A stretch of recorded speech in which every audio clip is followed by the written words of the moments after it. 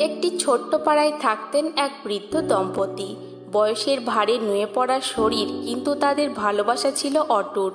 তবে স্ত্রীর অসুখ বদলে দিল সবকিছু। তিনি আক্রান্ত হলেন আলঝাইমার রোগে। ধীরে ধীরে হারিয়ে গেল তার স্মৃতি, নিজের নাম, আপনজনদের মুখ, কিছুই আর চিনতে পারতেন না।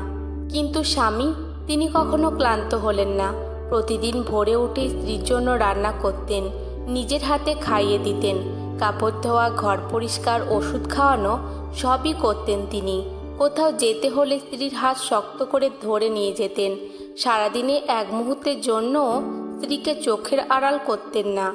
এ দৃশ্য দেখে একদিন এক প্রতিবেশী বিরক্তির সুরে বললেন, চাচা, সারাদিন স্ত্রীর পাশে থাকেন কেন?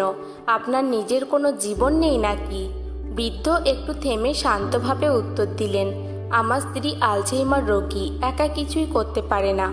প্রতিবেশী অবাক হয়ে আবার জিজ্ঞেস করলেন, কিন্তু চাচা, উনি তো আপনাকে চিনতেই পারেন না, তাহলে আপনার এত কষ্ট করার মানে কি? বৃদ্ধ মৃদু হেসে বললেন, হ্যাঁ, ঠিকই বলছেন। বহু বছর হলো সে আর আমাকে চিনতে পারে না, আমার নাম জানে না, আমার পরিচয় জানে না। কিন্তু আমি তো জানি সে কে। সেই আমার স্ত্রী, আমার সঙ্গী, আমার ভালোবাসা।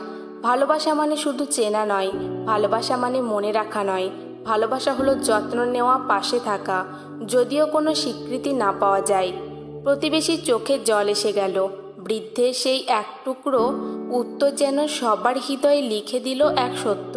সত্যিকারের ভালোবাসা কখনো স্মৃতির ওপর দাঁড়িয়ে থাকে না, দাঁড়িয়ে থাকে দায়িত্ব আর হৃদয়ের টানে।